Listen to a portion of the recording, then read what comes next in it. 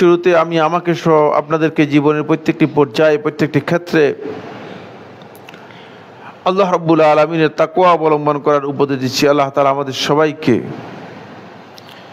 ঘরে বাইরে প্রকাশ্যে সকল ক্ষেত্রে আল্লাহ রাব্বুল আলামিনের তাকওয়া অবলম্বন করার তৌফিক দান করুন। সম্মানিত হাজিরিন, আমরা আজকের এই জুমার সংক্ষিপ্ত খুতবায় আমাদের জীবনের একটি মৌলিক বিষয় নিয়ে আমরা আপনাদের সাথে কিছু কথা শেয়ার করার ইচ্ছা পোষণ করেছি। আল্লাহ রাব্বুল আলামিনের কাছে প্রথমেই আমরা তৌফিক কামনা করি। আল্লাহ রাব্বুল আলামিন আমাদেরকে যে বিষয়গুলো আমরা আলোচনা করার জন্য ইচ্ছা করেছি সেগুলো আমাদেরকে যেভাবে আলোচনা করলে আমরা এগুলো থেকে উপকৃত হতে পারি, আল্লাহ তাআলা সেই তৌফিক দান করুন। আজকের যে বিষয়টি সেটি হচ্ছে আমাদের জীবনের গুরুত্বপূর্ণ একটি অংশ হচ্ছে আমাদের সময়। এই সময় আসলে আমাদের অনেকেরই জীবন থেকে চলে যাচ্ছে, কিন্তু আমরা অনেকেই সময়কে কাজে লাগাতে পারছি না। যেহেতু সময়ের গুরুত্ব, সময়ের মর্যাদা এবং সময় কি, যেহেতু এই বিষয়গুলো সম্পর্কে আমরা অনেকেই জানি না বা জানার চেষ্টা করি না, ফলে আজকের এই আলোচনায় খুব সংক্ষেপে আমরা চেষ্টা করব এই কয়েকটি বিষয়ে আপনাদের দৃষ্টি আকর্ষণ করার জন্য। শুরুতেই ইন্ট্রোডাকশনে আমরা যেটি বলতে চাই সেটি হচ্ছে সময় হচ্ছে আমাদের জীবনের আরেক নাম। জীবন এবং সময় এটাকে আলাদা করে দেখার কোনো সুযোগ নেই। কিন্তু ছোটবেলায় আমরা যখন মুড়ি টিনে করে বিভিন্ন জায়গায় যেতাম, তো গাড়ির মধ্যে লেখা আছে যে সময়ের চেয়ে জীবনের মূল্য অনেক বেশি। তো এই জাহিল ব্যক্তি এটা জানতো না যে আসলে কোনটা সময় কোনটা জীবন। যেটা সময় সেটাই জীবন, কারণ জীবন থেকে সময়কে আলাদা করার কোনো সুযোগ নেই। যেমন আপনি আপনার ব্যক্তি সত্তা থেকে আপনার রূহকে আলাদা করার সুযোগ নেই। একজন ব্যক্তির ব্যক্তি সত্তা থেকে যদি তার রূহকে আলাদা করা হয় তাহলে এই ব্যক্তির কিছুই নেই। ঠিক অনুরূপভাবে আপনার জীবন থেকে যদি আপনার সময়কে আলাদা করা হয় তাহলে আপনার কিছুই নেই। সুতরাং জীবন এবং সময় দুটি একই বিষয়। আসলে এই কনসেপ্ট না জানার কারণে আমরা হয়তো মনে করেছি যে জীবনটা খুবই গুরুত্বপূর্ণ সময়ের চেয়ে।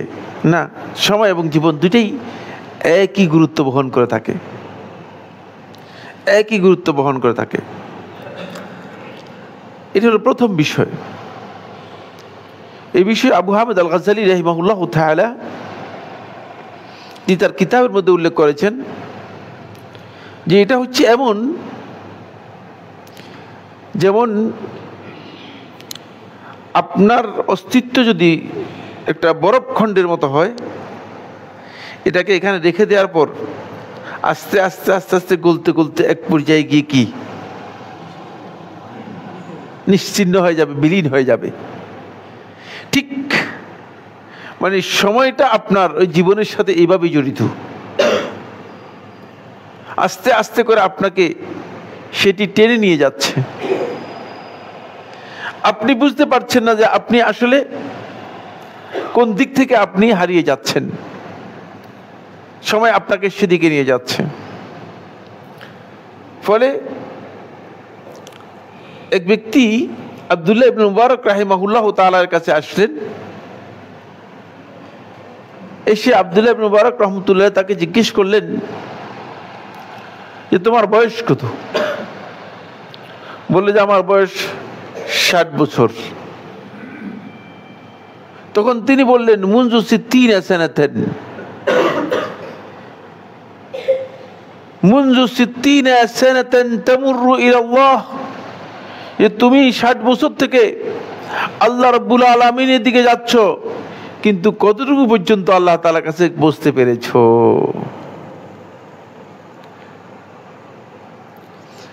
আমরা তো কোনো না কোনো দিকে যাচ্ছি, তো ঠিক না? কোন দিকে যাচ্ছি? আমাদের গন্তব্য যদি আল্লাহ এবং তার সন্তুষ্টির দিকে হয়, তাহলে আপনার সময় আপনাকে জানিয়ে দিবে যে আপনি গন্তব্যের আসলে কতটুকু গিয়েছেন, গন্তব্যের কি অর্জন করতে পেরেছেন। আর যদি আপনার গন্তব্য সম্পর্কে জানা না থাকে, তাহলে আপনার সময় আপনাকে জানিয়ে দেবে যে 60 বছর অতিক্রান্ত হয়েছে, জীবন থেকে 60 বছর চলে গিয়েছে, কিন্তু আপনি জীবন থেকে আসলে কিছুই অ্যাচিভ করতে পারেন নাই। 2 নম্বর পয়েন্ট হলো যেটি, সেটি হলো সময় আমাদের আল্লাহর আনুগত্যের বাহন অথবা আল্লাহ তাআলার অবাধ্যতা ও গুনার বাহন। এটা হয়তো আপনাকে আল্লাহর আনুগত্যের দিকে আপনাকে পরিচালিত করবে, এটা অন্যথায় আপনাকে আল্লাহ তাআলার অবাধ্যতার দিকে নিয়ে যাবে। এই দুইয়ের যে কোনো একটিতে আপনাকে রাখবেই। যদি আল্লাহর আনুগত্যের দিকে যেতে পারেন, তাহলে এই বাহনটুকু আপনাকে ভালো কাজের দিকে নিয়ে গেল। সুতরাং সময় হচ্ছে আমাদের জীবনের জন্য খুবই গুরুত্বপূর্ণ একটি বাহন। আপনি এর উপর চড়ে আছেন, এর উপর আরোহণ করে আছেন, এখান থেকে আপনি নামার কোনো সুযোগ নেই। এটা এমন একটি বাহন যে বাহনের উপর আপনি আরোহণ করে আছেন, এই বাহন আপনাকে নিয়ে যাচ্ছে। এখন আপনি যদি আল্লাহর আনুগত্যের দিকে যেতে চান এবং নিতে চান, তাহলে নিতে পারবেন। এই বাহন আপনাকে আল্লাহর আনুগত্যের দিকে নিয়ে যাবে। আর যদি আল্লাহর আনুগত্যের দিকে আপনি সেটাকে নিতে না পারেন, আল্লাহর অবাধ্যতার দিকে আপনাকে নিয়ে যাবে। আল্লাহর অবাধ্যতার দিকে যদি আপনি চলে যান, তাহলে আপনি ক্ষতিগ্রস্ত হবেন। 3 নম্বর যে পয়েন্টটি, সেটা হলো এই, সময় হচ্ছে গতিশীল। আপনার জন্য সময় অপেক্ষা করবে না। সুতরাং সময়ের গতির সাথে আপনাকেও গতিশীল হতে হবে। আপনি এ কথা চিন্তা করার সুযোগ নাই যে সময় অনেক সময় আছে। আমাদের অনেকে জিজ্ঞেস করেন, বলছে ভাই নামাজ পড়েন না কেন? বলছে সময় আছে, পড়বো। হজ করেন না কেন? সময় আছে, পড়বো, করব। তিনি জানেনই না যে সময় আসলে নাই। সময় তো গতিশীল। সমুদ্রের পানি যেমন গতিশীল, কোথাও স্থির দাঁড়ানোর কোনো সুযোগ নেই। তো সময় গতিশীল, সময় নাই তো আসলে। সময়ের গতির সাথে আপনাকে গতিশীল হতে হবে। আপনি যদি সময়ের গতির সাথে নিজের গতিকে সমন্বয় করতে পারেন, আপনি যদি সময়ের গতির সাথে নিজের গতিকে সমন্বয় করতে পারেন, তাহলে আপনি এই সময়টাকে কাজে লাগাতে পারবেন। এই সময় থেকে আপনি কিছু অর্জন করতে পারবেন। আর আপনি যদি সময়ের গতির সাথে নিজের গতিটাকে সমন্বয় করতে না পারেন, আপনি শুয়ে থাকেন, আপনি গাল গল্পের মধ্যে থাকেন, আপনি সময় আছে, আপনি আগামী কাল করবেন এই চিন্তার উপর আছেন, তাহলে সময় আপনাকে অনেক পেছনে রেখে সময় চলে যাবে। ফলে অনেকেরই বার্ধক্য এসে গিয়েছে, দাড়ি সাদা হয়ে গিয়েছে, তিনি কোরআনে কারিমের একটি সূরা মুখস্থ করতে পারেন নাই, একটি সূরা মুখস্থ করতে পারেন নাই। ওই সময়ের গতির সাথে গতিশীল তো হওয়া দূরের কথা, সময়টাকে কাজেই লাগান নেই, বুঝতেই পারেন নেই। কোরআন হেফজের কথা তো বললামই না। কারণ পুরা কোরআন যদি প্রতিদিন 2টি করে আয়াত মুখস্থ করেন, তাহলে 17 বছর 5 মাস 17 দিন বা 18 দিন সময় লাগবে পুরা কোরআন মুখস্থ করতে। কিন্তু 17 বছর নয়, 34 বছর, 34 বছর নয়, 51 বছর অতিক্রান্ত হয়ে গিয়েছে। কোথায় মুখস্থ করেছেন? কোথায় কোরআন মুখস্থ করেছেন? কোথায় কার কোরআন মুখস্থ হয়েছে? কারণ আপনি সময়ের সাথে গতিশীল হতে পারেন নাই, সময়টাকে আপনি কাজে লাগাতে পারেন নাই, আপনি ভুল করেছেন। ফলে সময় আপনাকে পিছনে রেখে চলে গিয়েছে, আপনি পিছনে অলসের মতো বসে আছেন। খেয়াল রাখতে হবে, যদি আপনি সময়ের পিছনে পড়ে যান তাহলে আপনি সময় থেকে উপকৃত হতে পারবেন না, সময় থেকে উপকৃত হতে পারবেন না। যারা সময় থেকে উপকৃত হয়েছে তাদের ইতিহাস কিছু কথা আমরা আপনাদের সামনে এখানে বলবো, যদি সময় আমাদেরকে সুযোগ দেয়। যারা সময় থেকে উপকৃত হয়েছে, মানে সময়ের গতির চেয়েও তাদের গতি আরো বেশি ছিল। ফলে সময়ে তারা এমনভাবে কাজে লাগাতে পেরেছে যে এই সময় কাজে লাগানোর কারণে তাদের হায়াত শেষ হয়ে গিয়েছে, কিন্তু কিয়ামত পর্যন্ত তাদের জীবন রয়ে গিয়েছে। তাদের সময় চলে গিয়েছে, শেষ হয়ে গিয়েছে, কিন্তু কিয়ামত পর্যন্ত মানুষের কাছে তাদের জীবন বিদ্যমান রয়ে গিয়েছে। এটা খুবই ইম্পর্টেন্ট বিষয়, যেহেতু সময়টাকে তারা সেভাবে কাজে লাগাতে পেরেছে। আসুন, ইমাম হাসান বসরি রাহিমাহুল্লাহ তাআলা এটাকে খুব সুন্দর একটি ভাষায় আমাদেরকে সময়টা যাতে করে আমি বুঝতে পারি এবং বুঝে যেন সময়কে আপনি কাজে লাগানোর জন্য কি পদক্ষেপ নেবেন সেটা করতে পারেন, খুবই সুন্দর ভাষায় তিনি এর পরিচয় করে দিচ্ছেন। বলছেন, আদ-দুনিয়া সালাসাতু আইয়াম, তোমরা ভালো করে বুঝে নাও, এই যে পৃথিবীটা হচ্ছে 3 দিনের নাম। কয় দিনের নাম? 3টা দিন। আপনি হয়তো মনে করেছেন যে এটি মানে সপ্তাহে 7 দিন সহ বছরে 365, তারপরে বছর পর বছর, এটা হচ্ছে অনেক দিন। কিন্তু হাসান বসরি রাহিমাহুল্লাহ তাআলা যাতে করে আপনি এই সময়টাকে বুঝতে পারেন, সময়কে উপলব্ধি করে আপনার জীবনের সময়কে কাজে লাগাতে পারেন, এই জন্য তিনি বলছেন যে এই সময় হচ্ছে তোমার 3 দিনের নাম। আম্মাল আমসু, গতকাল, ফাকাদ যাহাবা বিমা ফিহি, এর মধ্যে যা করছো সেটা নিয়ে চলে গেছে। পৃথিবীর কোনো শক্তি নেই, কোনো পাওয়ার নেই, কোনো ব্যক্তি নেই এটাকে আবার রিটার্ন করতে পারে,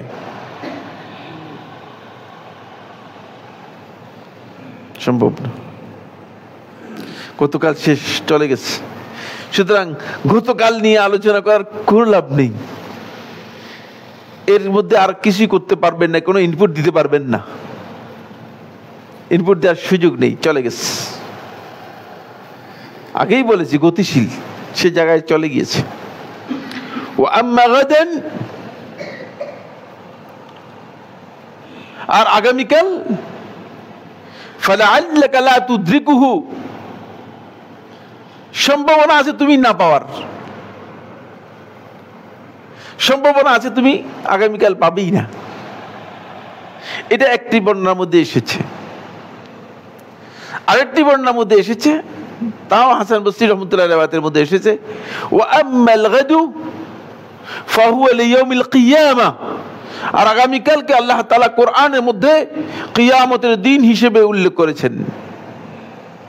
আগামীকালটা হচ্ছে কিয়ামত। ফালতানজুর নাফসুম মা কদ্দামাত লিগাদ, আল্লাহ তাআলা কোরআনের মধ্যে ইরশাদ করেছেন, ফালতানজুর নাফসুম মা কদ্দামাত লিগাদ, প্রত্যেক ব্যক্তি যেন দেখে নেয় সে আগামীকালের জন্য কি পেশ করেছে, সেটা হচ্ছে কিয়ামত। সুতরাং আগামীকাল হচ্ছে, হয়তো আপনি পেতেও পারেন, নাও পেতে পারেন। আবার আগামীকাল এটা আল্লাহ তাআলা চিহ্নিত করে নিয়েছেন কিয়ামতের জন্য, আপনাকে বলেন নাই যে আগামীকাল তোমার জন্য। তাহলে ওয়া আম্মাল ইয়াউম, আজকের এই দিন, ইয়াউমুল জুমা, আজকে এই যে ফ্রাইডে, আজকে এই যে শুক্রবার, জুমার দিন, আম্মাল ইয়াউম ফালাকা, এটাই হচ্ছে আপনার জন্য। ফাআমাল ফিহি, সুতরাং এর মধ্যেই আপনাকে কাজ করতে হবে।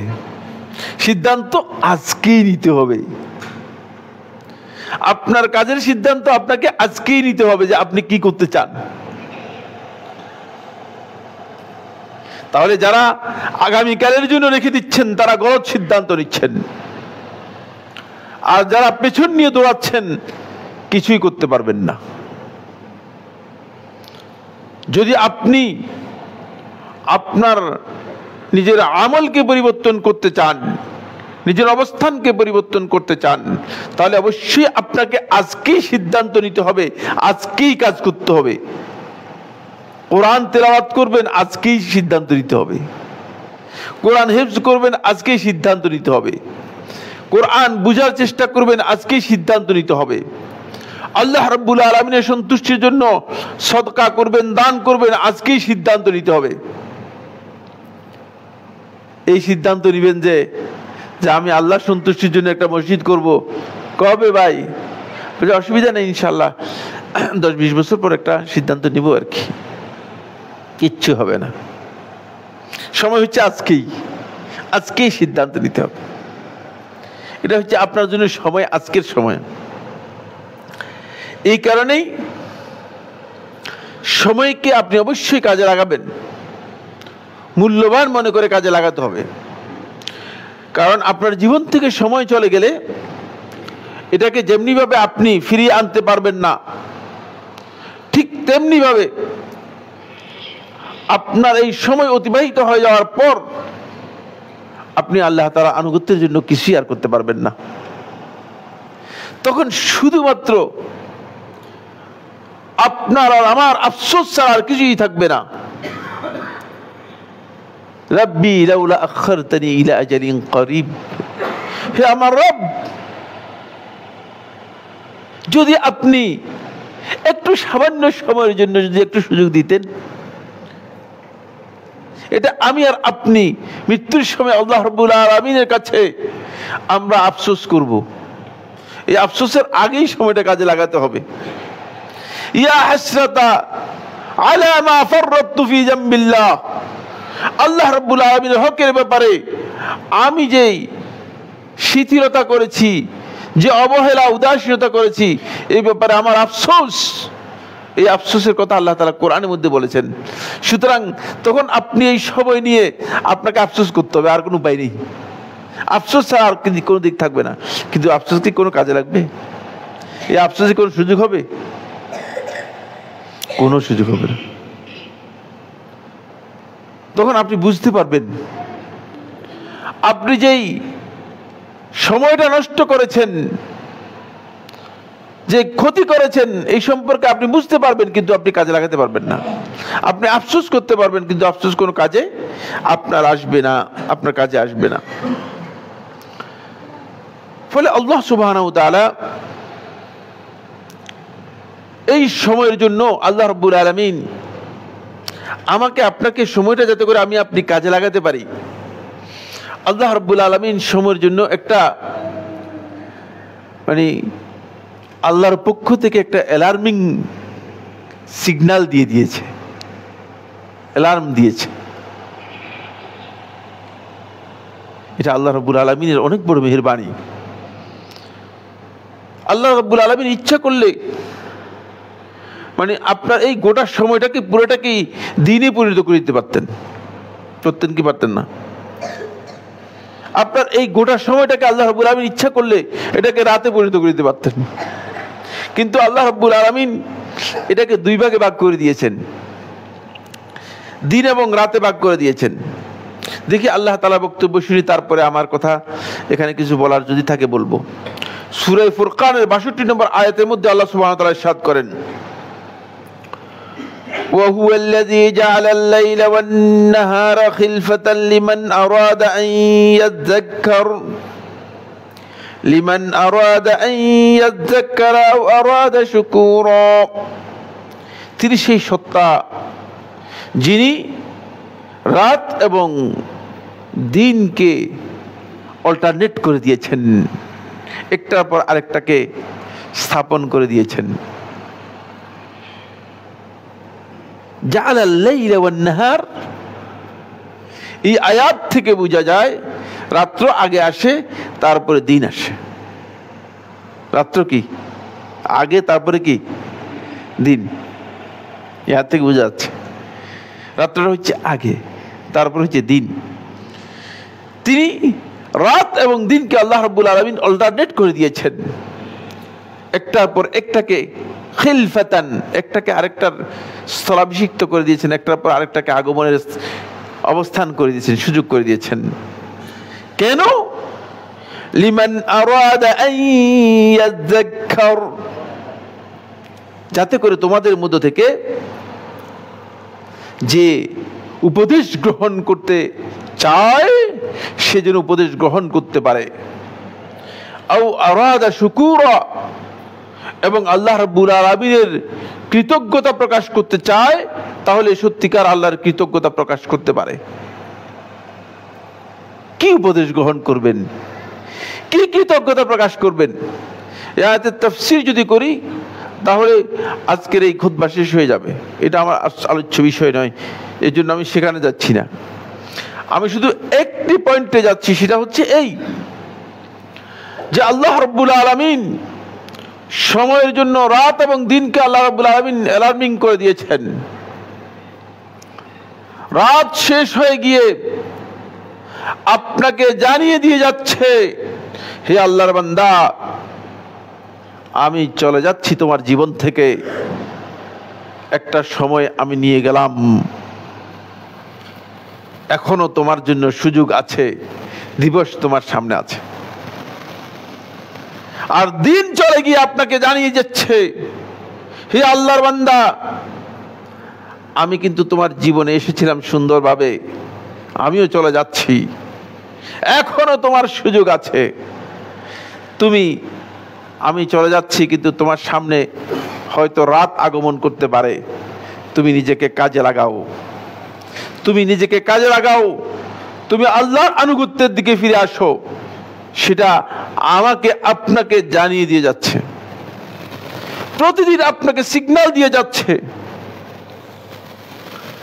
প্রত্যেকটা সময় আমাকে আপনাকে এটা সিগন্যাল দিয়ে যাচ্ছে। এই জন্য এটাকে আল্লাহ রাব্বুল আলামিন খিলফাতান লিমান আরাদা আন ইয়াযাক্কার, আল্লাহ তাআলা বলেছেন যে উপদেশ গ্রহণ করতে চায় তাদের জন্য এটাকে অল্টারনেট করে দিয়েছি, উপদেশ গ্রহণ করার জন্য। উপদেশ গ্রহণ করতে পারেন, কিন্তু আপনি তো কোনোদিন এটা চিন্তাও করছেন না, আপনি এ নিয়ে কোনো চিন্তাও করছেন না, আপনি এই উপদেশ গ্রহণ করার চিন্তাও আপনার মাথার মধ্যে কাজ করছে না। আপনাকে খেয়াল রাখতে হবে যে আপনি উপদেশ গ্রহণ করছেন কি করছেন না। এই জন্য আল্লাহ রাব্বুল আলামিন যাতে আমরা সময়টাকে কাজে লাগাতে পারি এবং সেখানে সত্যিকারের উপদেশ গ্রহণ করতে পারি, এই জন্য সময়টাকে আল্লাহ তাআলা রাত এবং দিনে ভাগ করে দিয়েছেন। যদি আপনি কোনো কারণে আপনার দিন নষ্ট হয়ে যায়, তাহলে রাতটাকে কাজে লাগান। কোনো কারণে যদি রাত নষ্ট হয়ে যায়, দিনটাকে কাজে লাগান।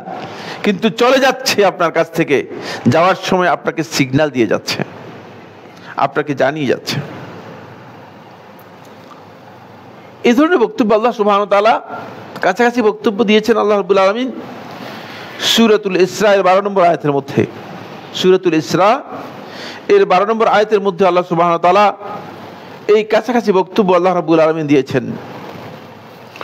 সেখানে আল্লাহ রাব্বুল আলামিন আল্লাহর বান্দাদেরকে রাত এবং দিনের যেই পরিক্রমা আল্লাহ রাব্বুল আলামিন দিয়েছেন, এর আরেকটি কারণ উল্লেখ করেছেন। পাশাপাশি আল্লাহ রাব্বুল আলামিন রাত এবং দিন এই দুটি যে আল্লাহ তাআলার পক্ষ থেকে আল্লাহর বান্দাদের জন্য আয়াত, নিদর্শন, যাতে করে তারা এই নিদর্শন সম্পর্কে বুঝে নিজেদের জীবনে সেটাকে কাজে লাগাতে পারে, এই জন্য আল্লাহ তাআলা বান্দাদেরকে বিষয়টি স্মরণ করে দিয়েছেন। আল্লাহ তাআলা ইরশাদ করেন, ওয়াজআলনাল লাইলা ওয়ান নাহারা আয়াতাইন, রাত্র এবং দিন এই দুটাকে আমি দুটি নিদর্শনে পরিণত করেছি তোমাদের জন্য। নিদর্শন তো বুঝেন, নিদর্শন হচ্ছে আয়াহ, এমন আয়াত যার মাধ্যমে আপনাকে আল্লাহর কথা স্মরণ করে দিবে, যার মাধ্যমে প্রমাণ করবে যে একজন খালেক এটাকে পরিবর্তন করছেন। এটা এমন কিছুই না। যারা বলছেন যে ন্যাচারাল, তারা কাফের। এটা পরিবর্তিত হচ্ছে, একজন খালেক এটাকে পরিবর্তন করছেন। দুটি আয়াত তোমাদের জন্য দিয়েছি, দুটি নিদর্শন তোমাদের জন্য দিয়েছি। এই দুটি নিদর্শন, ফামাহাউনা আয়াতাল লাইলি, দেখেন এই আয়াতের মধ্যেও রাত্রের কথা আগে এসেছে, বুঝেন? রাতটা কিন্তু আগে আসে, রাত হচ্ছে আগে। কিন্তু আল্লাহর একদল বেঈমান লোক রাতকে নিয়ে গেছে দিনের পরে। তারা ক্যালেন্ডার বুঝে নাই, আল্লাহর বিধান বুঝে নাই। শয়তান এই কাজটা করেছে, শয়তান এই কাজটা করেছে যে রাতটাকে দিনের পরে নিয়ে গিয়ে রাতকে দেখানো হয়েছে পিএম আর দিনকে দেখানো হয়েছে এএম। কিন্তু এরকম না, রাত হচ্ছে আগে, রাত আগে আসে, যেটা আলোচ্য বিষয় নয়। আল্লাহ রাব্বুল আলামিন বলেন ফামাহাউনা আয়াতাল লাইলি, এরপর আমি মুছে দেই রাত্রের যে নিদর্শন আছে সেটাকে, আস্তে করে তোমাদের জীবন থেকে সেটাকে মুছে দেই। ওয়াজআলনা আয়াতান নাহারি মুবসিরা, রাত্রের নিদর্শনটা তোমাদের জন্য আমি এমন একটি নিদর্শন করেছি যে রাতের নিদর্শনটা আমার জন্য বেশি গুরুত্বপূর্ণ। কারণ রাতটা নিবিড় কোনো অবস্থানের জন্য খুবই দরকার। তার মধ্যে ঘুম একটা নিবিড় অবস্থান। এই জন্য আরামদায়ক ঘুম রাত্রে যেভাবে হয় দিনে সেভাবে কোনোদিন হবে না। ঠিক অনুরূপভাবে আল্লাহর কোরআনের তেলাওয়াত রাত্রে এর যেই প্রভাব আপনার অন্তরের মধ্যে বিস্তার করবে, দিনের তেলাওয়াত এই পর্যায়ে হবে না। রাতের নামাজ এর মর্যাদা আল্লাহ তাআলার কাছে এত বেশি যে দিনের নামাজের মর্যাদা এই পর্যায়ের নয়। এই জন্য রাতটাকে আল্লাহ রাব্বুল আলামিন আলাদা বৈশিষ্ট্য মণ্ডিত করেছেন। ফলে আল্লাহ রাব্বুল আলামিন আসমান থেকে আল্লাহর কিতাব অবতীর্ণ করার জন্য আল্লাহ সুবহানাহু ওয়া তাআলা রাতকে কি করেছেন? মনোনীত করেছেন, রাতকে মনোনীত করেছেন। রাতের এই নিদর্শনটাকে মুছে দিয়ে ওয়াজআলনা আয়াতান নাহারি মুবসিরা, আর দিনের এই নিদর্শনটাকে তোমাদের জন্য আমি একটু আলোকোজ্জ্বল করি। দিনেরটা সবাইকে দেখা যায়। কেন মুবসিরা দান করেছেন? কেন এত আলোকিত করেছেন দিনটাকে? ইচ্ছা করলে অন্যরকম করতে পারতেন, গোলাটে করে দিতে পারতেন। ইচ্ছা করলে আরো কোন অন্যরকম করার ক্ষমতা আল্লাহ রাব্বুল আলামিনের আছে, কিন্তু সেভাবে করেন নাই। দিনটাকে আলোকিত করেছেন। কেন করেছেন? লিতাবতাগু ফাদলাম মির রাব্বিকুম, এক নম্বর হচ্ছে যাতে করে তোমরা তোমাদের রবের পক্ষ থেকে যে অনুগ্রহ তোমাদের জন্য রাখা হয়েছে সেগুলো অনুসন্ধান করতে পারো। কোরআনের ভাষা কত সুন্দর! লিতাবতাগু ফাদলাম মির রাব্বিকুম, মাল কামাও এই কথা বলেন নাই। কোরআনে একটি আয়াতেও আমার আল্লাহ রাব্বুল আলামিন যেখানে সম্পদ এবং মানুষের জন্য আল্লাহর অনুগ্রহের কথা উল্লেখ করেছেন, সম্পদের ক্ষেত্রে ফদল শব্দ ব্যবহার করেছেন, অনুগ্রহটা যাতে করে নিতে পারো আল্লাহ তাআলার। লিতাবতাগু ফাদলাম মির রাব্বিকুম, যাতে করে তোমার রবের পক্ষ থেকে যে অনুগ্রহ যেটা আল্লাহ রাব্বুল আলামিন তোমার জন্য বরাদ্দ করেছেন সেটা সেখান থেকে কি করতে পারো? অনুসন্ধান করতে পারো, নিতে পারো। তারপরে ওয়ালিতা'লামু আদাদাস সিনিনা ওয়াল হিসাব, আর যাতে করে তোমরা বছরের সংখ্যা এবং তোমাদের হিসাবটা মিলাতে পারো। কারণ আপনি বছরের শেষে একটা হিসাব মিলাবেন, তো হিসাবটা মিলাতে পারো। দেখেন এই যে দিনের মানে বিশেষত্ব কি, এটাও আল্লাহ রাব্বুল আলামিন এই আয়াতের মধ্যে বলে দিয়েছেন। মানে আপনি যাতে করে এই কাজগুলো করতে পারেন, কিন্তু এই কাজের জন্য আসলে দিনকে সৃষ্টি করা হয়নি।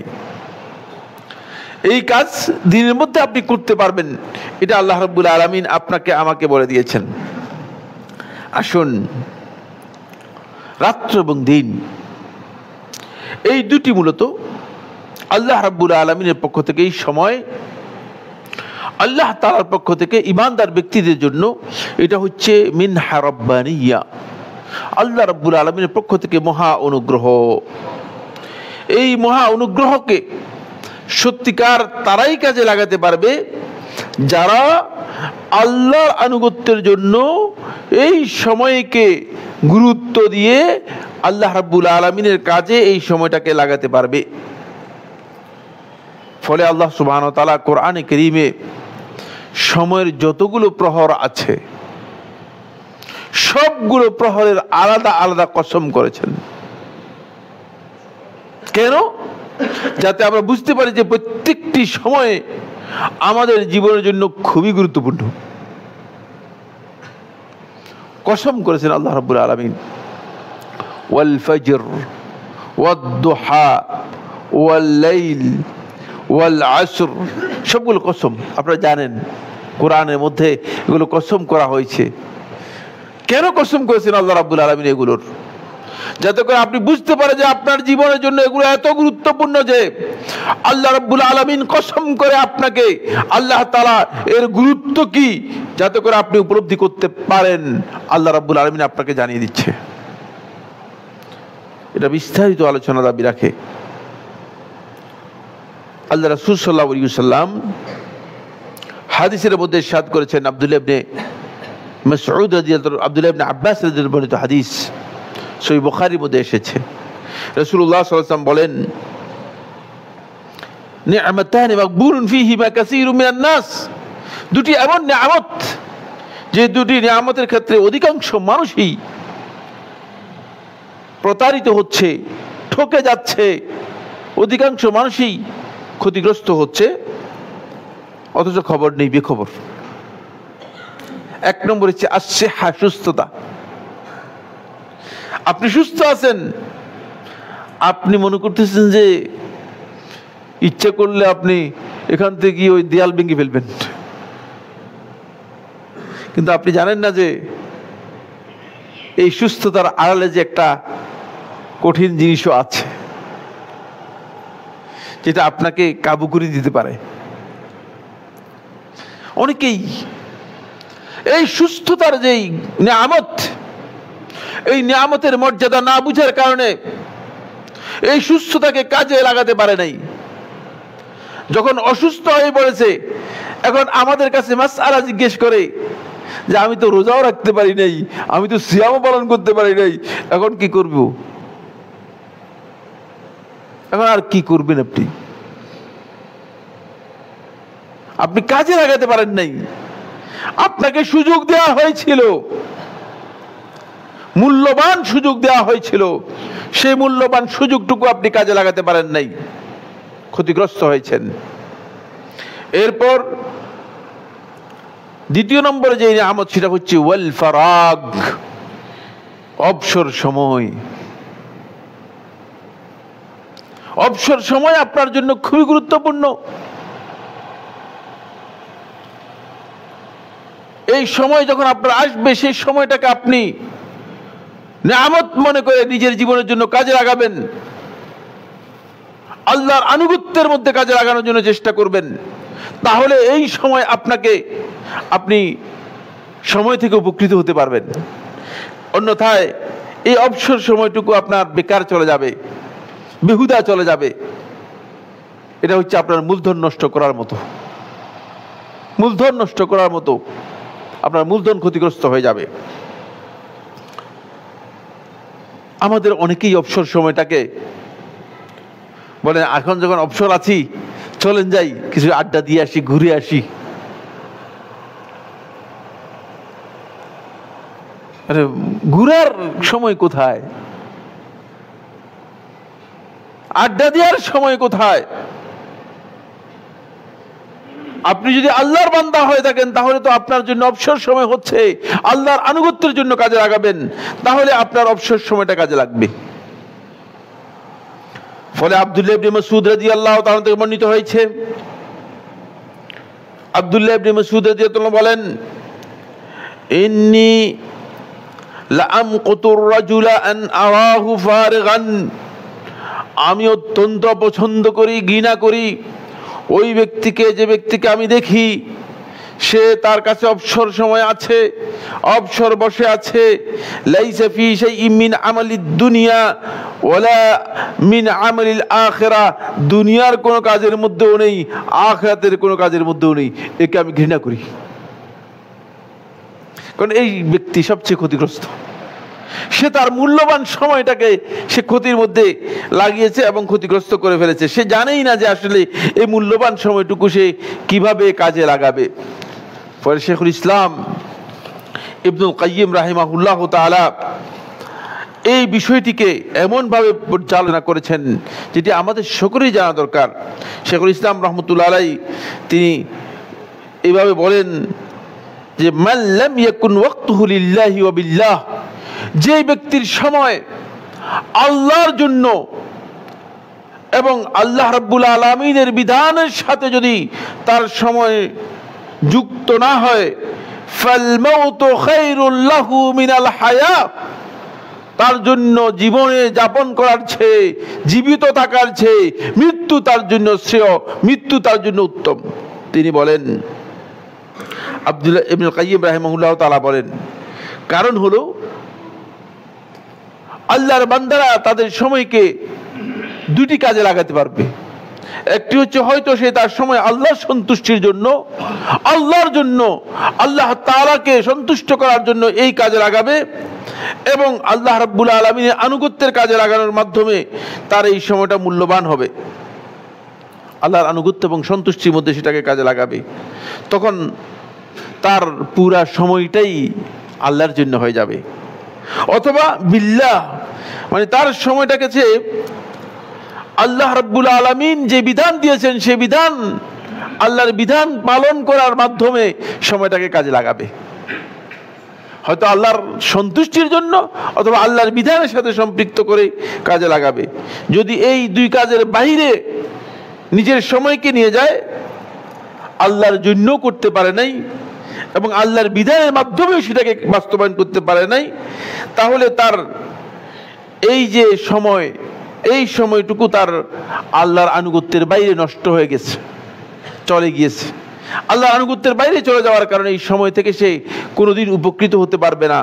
অথচ আল্লাহ রাব্বুল আলামিন কোরআনে কারীমের সূরাতুল আনআমের 162-63 নম্বর আয়াতের মধ্যে আল্লাহ তাআলা বলেছেন, কুল ইন্না সালাতি ওয়া নুসুকি ওয়া মাহইয়ায়া ওয়া মামাতি লিল্লাহি রাব্বিল আলামিন লা শারীকা লাহু ওয়া বিযালিকা উমিরতু ওয়া আনা আউয়ালুল মুসলিমিন। দেখেন, আপনার গোটা জীবনটাই আল্লাহ রাব্বুল আলামিন ক্লিয়ার করে দিয়েছেন।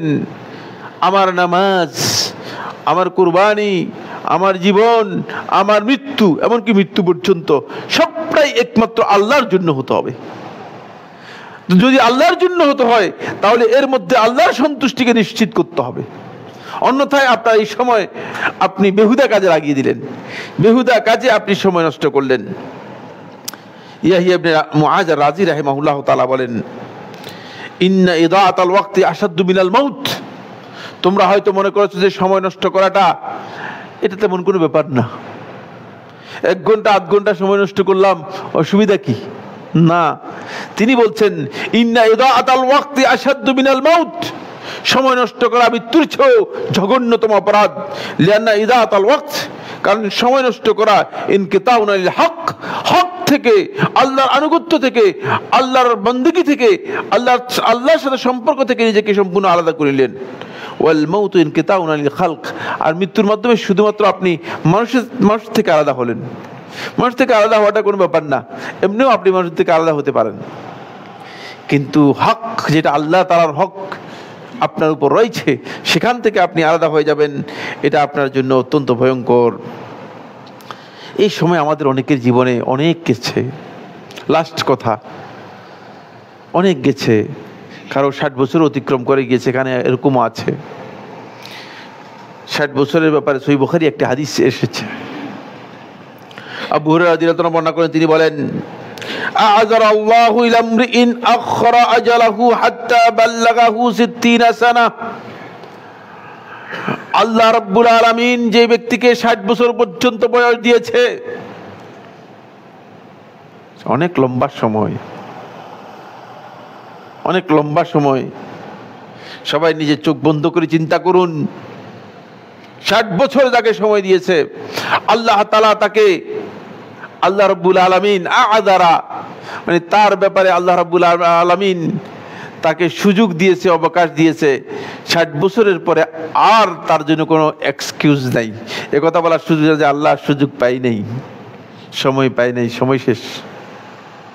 60 বছর পর্যন্ত হচ্ছে আপনার, মানে আল্লাহ রাসূল সাল্লাল্লাহু আলাইহি ওয়াসাল্লাম বলতেছে যে এতদিন পর্যন্ত আল্লাহ তাআলা যাকে সময় দিয়েছে তার আর কথা শুনবেন না, আর কথা শুনবেন না, তাকে আর সুযোগ দেওয়া হবে না, সে আর সুযোগটুকু পাবে না, তার সুযোগ শেষ হয়ে গিয়েছে। আসুন, সলফে সালেহিনগণ এই সময়টাকে কাজে লাগানোর জন্য তারা কত গুরুত্ব দিয়েছেন, কিভাবে গুরুত্ব দিয়েছেন। শুধু 2 জনের উদাহরণ দিব, উদাহরণ দেওয়ার মাধ্যমে আমাদের আলোচনা শেষ করে দিব।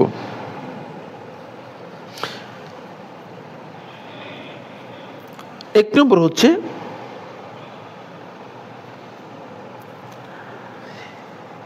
ইমাম শাফিঈ রাহিমাহুল্লাহ তাআলা,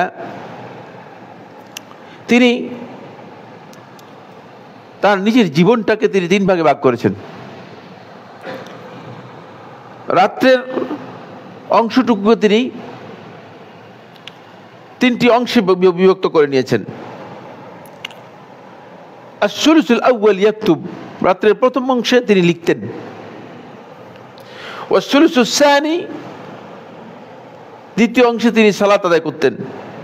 ওয়াস-সুলুসুস সালিস, রাত্রের শেষ তৃতীয়াংশে তিনি কি করতেন, একটি অংশে তিনি কিছুক্ষণ ঘুমাতেন। এই যে সময় কি ভাগ করে নিয়েছেন, প্রত্যেকটি ঈমানদার ব্যক্তির জন্য তিনি তার সময়টাকে তারতিব করে নেবেন। এই তানজিমটা আল্লাহ রাব্বুল আলামিন ইবাদতের ক্ষেত্রে ফরজ করে দিয়েছেন। সালাতের জন্য সময় কি ফরজ, কি ফরজ নয়? আপনারা কি মনে করেন? সিয়ামের জন্য সময় কি ফরজ, কি ফরজ নয়? যাকাতের জন্য সময় ফরজ, কি ফরজ নয়? হজের জন্য সময় ফরজ, কি ফরজ নয়? দেখছেন আল্লাহ রাব্বুল আলামিন কিভাবে তারতিব করে দিয়েছেন। আল্লাহ সুবহানাহু ওয়া তাআলা যাতে করে আল্লাহর বান্দা ঈমানদার ব্যক্তিগণ বুঝতে পারে যে আল্লাহর আনুগত্য করতে হলে অবশ্যই আপনাকে এই আনুগত্যের জন্য সময়কে বিন্যাস করে নিতে হবে। কিন্তু আপনিও নিজের মন গড়া মতো চলছেন, এটাকে বিন্যাস করছেন না। আপনি আপনার মন মতো যদি চলেন তাহলে আপনি সেটাকে কাজে লাগাতে পারবেন না। কাজে লাগাতে হলে অবশ্যই আপনাকে সময়টাকে আপনাকে কি করতে হবে, গুরুত্ব দিয়ে আপনি ব্যবহার করতে হবে। হাসান বসরি রাহিমাহুল্লাহু তাআলা তিনি বলেন, আদরাকতু আকওয়ামান কানু আলা আওকাতিহিম আশাদ্দা মিনকুম হিরসান আলা দারাহিমিকুম ওয়া দানানিরিকুম। আমরা এমন একদল লোককে পেয়েছি, এমন একদল লোকদের সামনে উপস্থিত হয়েছি। কে বলতেছেন? হাসান বসরি রহমতুল্লাহ আলাইহি। হাসান বসরি রহমতুল্লাহ তাবিঈ ছিলেন। তাবিঈরা কাদেরকে পেয়েছেন? সাহাবীদেরকে পেয়েছেন। সাহাবায়ে কেরামদের কথা বলছেন যে সাহাবায়ে কেরামরা নিজেদের সময়কে এমন ভাবে গুরুত্ব দিতেন, এমন ভাবে সময়কে কাজে লাগাতেন। তিনি বলেন যে আদরাকতু আকওয়ামান, এমন একদল লোকদেরকে পেয়েছি যারা তাদের সময়ের ব্যাপারে এত বেশি গুরুত্ব দিত যে তোমরা তোমাদের দিনার দিরহামের ব্যাপারে যত গুরুত্ব দিচ্ছ এর চেয়ে অনেক বেশি। তোমরা তোমাদের টাকা পয়সার ব্যাপারে তোমাদের যে গুরুত্ব রয়েছে এর চেয়ে তারা এটাকে আরো বেশি মূল্যবান মনে করে গুরুত্ব দিত। সুতরাং বন্ধুগণ, সময় আমাদের জীবন থেকে আপনি চান অথবা না চান, আপনার ইচ্ছায় অথবা অনিচ্ছায় আপনার জীবন থেকে সময় চলেই যাবে। কিন্তু আপনি যদি আল্লাহর আনুগত্যের মধ্যে সেটাকে কাজে লাগাতে পারেন, তাহলে আপনার আখিরাতের মূলধন হিসেবে সময়কে আপনি কাজে লাগাতে পারলেন। আর যদি আপনি এই সময়কে আল্লাহর আনুগত্যের মধ্যে কাজে লাগাতে না পারেন, তাহলে এই সময় আপনার বিপক্ষে দাঁড়িয়ে যাবে। কারণ হচ্ছে আপনাকে 60 বছর সময় দেওয়া হয়েছে, তখন আর আপনার কথা শোনা হবে না, তখন আপনার আর বক্তব্য শোনা হবে না, আপনার আর এক্সকিউজ করার কোনো সুযোগ সেখানে থাকবে না। সময় আপনি নষ্ট করে দিয়েছেন। এজন্য আল্লাহ তাআলার এই নিয়ামত কোনো ব্যক্তি যদি নষ্ট করে থাকেন, তাকে আজকেই সিদ্ধান্ত নিতে হবে যে আমি আসলে কি করার দরকার ছিল, কি আমি করেছি। সলফে সালিহিনগণ তারা এমনভাবে সময়কে কাজে লাগাতেন, বিভিন্ন রওয়ায়াতের মধ্যে এসেছে যে ইমাম ইবনে জারীর আত-তাবারী রাহিমাহুল্লাহ তাআলা তিনি ছিলেন এমন ব্যক্তি যিনি তার গোটা জীবনে যা লিখেছেন এগুলোকে হিসাব করে দেখা গিয়েছে যে প্রতিদিন তিনি 81 পৃষ্ঠা লিখেছেন। জীবন হিসাব করে 81 পৃষ্ঠা, এগুলো ছাপানো হলে মানে তখনকার লিখা, হাতের লিখা, এটাকে ছাপানো হলে অন্তপক্ষে 400 পৃষ্ঠা হবে। মানে আমাদের এই ছাপানো বইয়ের মধ্যে কত পৃষ্ঠা হবে? 400 পৃষ্ঠা হবে। সময়কে এইভাবে কাজে লাগিয়েছেন। ইমাম নববী রাহিমাহুল্লাহ তাআলা মাত্র 45 বছর জীবিত ছিলেন, হায়াতি 45 বছর। হিসাব করে দেখা গিয়েছে যে প্রতিদিন তিনি 4টি খাতা লিখেছেন, 4টি করে খাতা লিখেছেন। এক খাতার মধ্যে কত পৃষ্ঠা ছিল আমার জানা নেই, কমপক্ষে তো 8 পৃষ্ঠা হতে পারে এক খাতার মধ্যে, ঠিক না? কিন্তু প্রতিদিন 4টি খাতা করে লিখেছেন। এই উম্মতের কাছে দ্বীনের এই জ্ঞানগুলো পৌঁছানোর জন্য তারা নিজেদের সময়কে একমাত্র আল্লাহর জন্য করতে পেরেছেন বলেই কিয়ামত পর্যন্ত পৃথিবীর মানুষগুলো তাদের কাছে ঋণী হয়ে আছে, এবং কিয়ামত পর্যন্ত আল্লাহর দ্বীন মানুষের কাছে এস্টাবলিশড হয়ে আছে, প্রতিষ্ঠিত হয়ে আছে। এজন্য আমাদেরকে অবশ্যই সময়টাকে আমাদের কাজে লাগাতে হবে, চেষ্টা করতে হবে, অলসতা বাদ দিতে হবে। 3টি জিনিস বাদ দিতে হবে। 1, আত-তাসরিফ, শয়তানের কাজ। আগামীকাল করব, করে ফেলবো। আত-তাসরিফ, শয়তানের কাজ, শয়তানের কর্মসূচি, এটাকে বাদ দিতে হবে। 2, আল-কাসাল, অলসতা। আপনাকে বলা হয়েছে যেটা সেটা করতে শুরু করে দিবেন। অলসতা যেখানে আসবে মনে করবে যে মুনাফিকের মধ্যে রয়েছে। মুনাফিকের সাথে অলসতার কি রয়েছে? একটা সখ্যতা, বন্ধুত্ব রয়েছে। এই অলসতাকে আপনাকে বাদ দিতে হবে। 3 যে বিষয় সেটা হচ্ছে আল গাফলা, উদাসীনতা। দায়িত্বের ক্ষেত্রে উদাসীনতা যার মধ্যে রয়েছে তিনি সময়কে কাজে লাগাতে পারবেন না। এই জন্য আল্লাহ রাব্বুল আলামিন গাফিল যারা রয়েছে তাদেরকে আল্লাহ সুবহানাহু ওয়া তাআলা কি করেন না? পছন্দই করেন না। ফলে গাফিলদের থেকে বাঁচার জন্য অন্ততপক্ষে প্রতিদিন একটি করণীয় রয়েছে। কি বলতে পারবে নাকি আমি বলতে হবে? সেটা হচ্ছে অন্ততপক্ষে রাত্রে 10 আয়াত কোরআন তেলাওয়াত করে তারপরে শুইলে আপনি গাফিলদের থেকে নিজেকে বাঁচাতে পারবেন। কিন্তু কই, একজন করে জিজ্ঞেস করলে মনে হয় সবাই গাফিলদের মধ্যে পড়ে যায় কিনা, আমি সহ। আল্লাহ মাফ করুক আমাদেরকে। আমাদেরকে এই জায়গায় আসতে হবে, তাহলে আমরা আমাদের সময়টাকে কাজে লাগাতে পারবো। আকুলু কাউলি হাযা লি ওয়া লাকুম ফাস্তাগফিরুল্লাহ লি ওয়া লাকুম ফাস্তাগফিরুহু ইন্নাহু হুয়াল গফুরুর রহিম।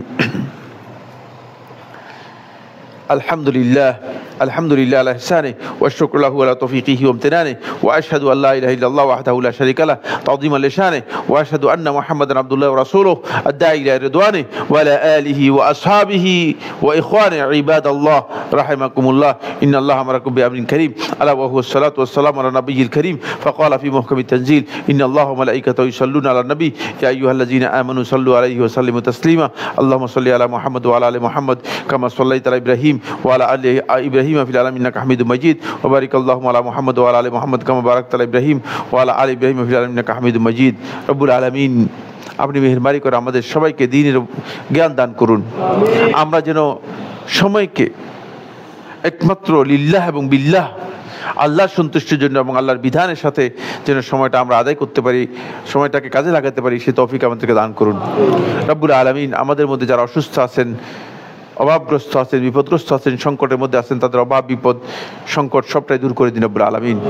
রব্বুল আলামিন যাদের সমস্যা আছে সমস্যা দূর করে দিন রব্বুল আলামিন। রব্বুল আলামিন আমাদেরকে দ্বীনের উপর ইস্তেকামত দান করুন রব্বুল আলামিন। মুসলিম উম্মাহ কঠিন অবস্থার মধ্যে আছে, বিশেষ করে সিরিয়ার সুন্নি মুসলিমদের উপর শিয়া, রাফেজি, ইহুদি এবং দুরুজ সম্প্রদায় ব্যাপকভাবে আক্রমণ করে মুসলমানদেরকে নির্বিচারে হত্যা করছে। আল্লাহ রাব্বুল আলামিন মেহেরবানি করে তাদেরকে সাহায্য করুন আপনি। আল্লাহ রাব্বুল আলামিন মেহেরবানি করে তাদেরকে সাহায্য করুন রব্বুল আলামিন। রব্বুল আলামিন মুসলিমরা পৃথিবীর যে ভূখণ্ডে যেভাবে বিপদগ্রস্ত আছে তাদের উপর আপনার রহমত নাজিল করুন রব্বুল আলামিন। মুসলিমদেরকে আপনি হেফাজত করুন রব্বুল আলামিন। আমাদের এই দেশটাও একটা মেঘাচ্ছন্ন অবস্থার মধ্যে রয়েছে এবং যেই মেঘাচ্ছন্ন অবস্থা আমরা দেখতে পাচ্ছি সেটি অত্যন্ত ভয়াবহ। রব্বুল আলামিন মেহেরবানি করে এখান থেকে এই অন্ধকার মেঘাচ্ছন্ন অবস্থাটা দূর করে দিয়ে আমাদেরকে রব্বুল আলামিন সত্যিকার হেদায়েতের পথটা আমাদের জন্য উন্মুক্ত করে দিন রব্বুল আলামিন। রব্বুল আলামিন আমাদের সবাইকে আপনার আনুগত্য করে এই পৃথিবী থেকে যেন আমরা যেতে পারি, বিদায় নিয়ে যেতে পারি, সেই তৌফিক দান করুন। ইবাদাল্লাহ রাহিমাকুমুল্লাহ, ইন্নাল্লাহা ইয়া'মুরু বিল আদলি ওয়াল ইহসানি ওয়া ইতা'i যিল কুরবা ওয়া ইয়ানহা আনিল ফাহশাই ওয়াল মুনকারি ওয়াল বাগyi ইয়া'iযুকুম লা'আল্লাকুম তাযাক্কারুন ফাযকুরুল্লাহা আযকুরকুম ওয়াশকুরুহু ফাযকুরুল্লাহা ইয়াযকুরকুম ওয়াশকুরুহু ওয়া লা তাকফুরুন।